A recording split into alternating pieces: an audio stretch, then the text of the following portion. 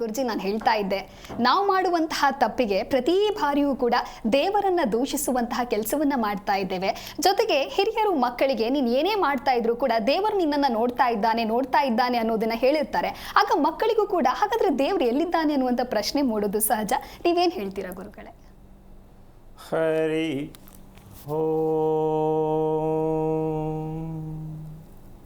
ಶ್ರೀ ಗುರುಭ್ಯೋ ನಮಃ.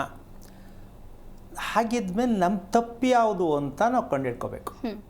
ಹೌದಾ? ಯಾಕೆ ಹುಡುಕ್ತೀವಿ, ಏನು ಹುಡುಕ್ತೀವಿ, ಎಲ್ಲಿದ್ದಾನೆ, ಅದಾಮೇಲೆ ಪ್ರಶ್ನೆ. ನಾವು ತಪ್ಪು ಯಾವುದು ಮಾಡಿದ್ದೀವಿ, ಈ ತಪ್ಪು ಯಾವುದು ಅಂತ ನಾವು ಕಂಡುಹಿಡ್ಕೊಂಡಾಗ ಅದಕ್ಕೆ ಒಂದು ಹೆಸರಿದೆ, ಭ್ರಮೆ ಅಂತ. ಮನುಷ್ಯ ಭ್ರಮೆಯಲ್ಲೇ ಬದುಕ್ತಾ ಇದ್ದಾನೆ. ಹೌದಾನೆ? ಈ ಭ್ರಮೆ ಅನ್ನೋದು ನಾವು ಯಾಕೆ ಒಪ್ಕೋಬೇಕು? ಇಲ್ವಲ್ಲ, ನಾನು ಕರೆಕ್ಟ್ ಆಗಿದ್ದೀನಿ ಅಂದರೆ ವಾದ ಮಾಡ್ತಕ್ಕಂಥ ವಿಚಾರನೂ ಕೂಡ ಇದೆ. ಆದರೆ ಭ್ರಮೆನೇ ಸತ್ಯ. ಅದಕ್ಕೆ ಒಂದು ಸಣ್ಣ ಉದಾಹರಣೆ ಏನಪ್ಪ ಅಂದರೆ, ಸೂರ್ಯ ಬೆಳಗ್ಗೆ ಬರ್ತಾರೆ, ಸಾಯಂಕಾಲ ಹೋಗ್ತಾನೆ ಅಂತ ಹೇಳ್ತಿದ್ದೀವಿ. ಇದು ಸರಿನಾ? ಬೆಳಿಗ್ಗೆ ಸೂರ್ಯ ಬರ್ತಾನೆ, ಸಾಯಂಕಾಲ ಸೂರ್ಯ ಹೋಗ್ತಾನೆ ಅಂದರೆ ಮುಳುಗ್ತಾನೆ. ಇದು ಸರಿನಾ? ಫಸ್ಟು ಪ್ರಶ್ನೆ ಹಾಕ್ಕೋಬೇಕು, ನಾವು ಭ್ರಮೇಲಿದ್ದೀವ ಏನು ಅಂತ. ನಾವು ಒಪ್ಕೊಂಡಿದ್ದೀವಿ ತಾನೆ, ಇದು ಸರಿನಾ? ಒಪ್ಕೊಂಡಿದ್ದೀವಿ, ಅದು ಸರಿನಾ ಅಂತ ನಾವು ಮೊದಲು ತೀರ್ಮಾನ ಮಾಡಬೇಕು. ಯಾಕೆ ಅಂದರೆ ಭೂಮಿ ಸುತ್ತುತ್ತಾ ಇದೆ ಅಂತ ಹೇಳೋ ನಾವು ಮರೆತು ಬಿಟ್ಟಿದ್ದೀವಿ. ಸೂರ್ಯನೇ ಸುತ್ತಿಸ್ತಾ ಇದ್ದೀವಿ ನಾವು. ಅಂದರೆ ಬೆಳಗ್ಗೆ ಹೋದ ಸಂಜೆ ಬಂದ ಅಂದರೆ ಸೂರ್ಯ ಹೋದ ಸೂರ್ಯ ಬಂದ. ಹೋಗ್ತಾ ಇರೋದು ಯಾವುದು? ಭೂಮಿ. ನಾವು ಹೇಳ್ತಿರೋದು ಯಾವುದನ್ನ? ಸೂರ್ಯನ. ಬೆಳಗ್ಗೆ ಹೋಗ್ತಾನೆ, ಸಾಯಂಕಾಲ ಬರ್ತಾನೆ. ಅಂದರೆ ಇಂಥ ಭ್ರಮೆಯಲ್ಲಿ ನಾವಿರಬೇಕಾದ್ರೆ ನಾವು ಏನು ಆಗಿದ್ದೀವಿ ಅಂತ ಫಸ್ಟ್ ಯೋಚನೆ ಮಾಡಬೇಕು. ಹೌದಾ ಅಲ್ವಾ? ಹೇಳೋದು ಒಂದು, ನಡ್ಕೊಳ್ಳೋದು ಒಂದು, ತಿಳ್ಕೊಳ್ಳೋದು ಒಂದು. ಮತ್ತು ದೇವ್ರನ್ನ ಹೆಂಗೆ ಹುಡುಕೋದು? ಯಾಕೆ ಹುಡುಕ್ಬೇಕು ದೇವ್ರನ್ನ? ಇದು ಸೂರ್ಯನನ್ನು ನಾವು ದೇವರು ಅಂತ ಪೂಜಿಸ್ತಾ ಇದ್ದೀವಿ, ತಿಳ್ಕೊಂಡಿದ್ದೀವಿ. ಹೌದಾ? ಸೂರ್ಯ ದೇವರಲ್ಲ, ಸೂರ್ಯನ ಕಿರಣ ದೇವರು. ಆ ಸೂರ್ಯನ ಕಿರಣ ಎಲ್ಲಿ ಬೀಳುತ್ತೆ? ಭೂಮಿ ಮೇಲೆ ಬೀಳುತ್ತೆ. ಈಗ ದೇವರು ಎಲ್ಲಿದ್ದಾನೆ?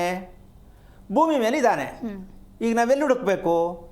ಭೂಮಿಯಲ್ಲಿ ಹುಡುಕಬೇಕು. ಹುಡುಕ್ತಾ ಇದ್ದೀವಾ? ಇಲ್ಲ. ಹೀಗೆ ಒಂದೊಂದು ಹೇಳ್ತಾ ಹೋದರೆ ನಾವೆಷ್ಟು ಭ್ರಮೆಯಲ್ಲಿದ್ದೀವಿ.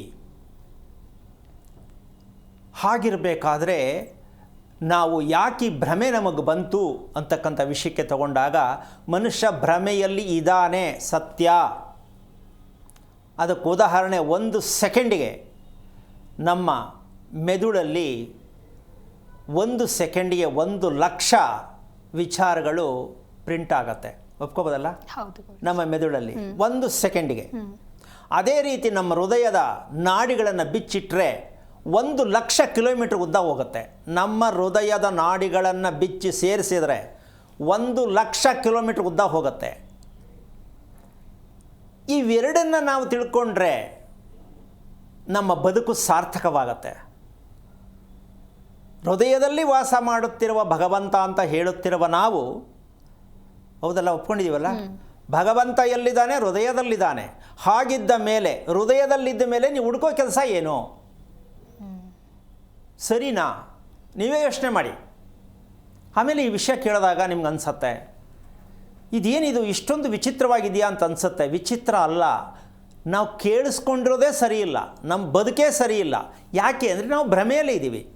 ಅದನ್ನು ಈ ಶುಭ ಶುಕ್ರವಾರದಂದು ನಾವು ಈ ವಿಚಾರವನ್ನು ಒಂದು ರೀತಿ ಸ್ವಲ್ಪ ಯೋಚನೆ ಮಾಡೋದಾದರೆ ಎಷ್ಟು ಸತ್ಯ ಅಡಗತ್ತೆ.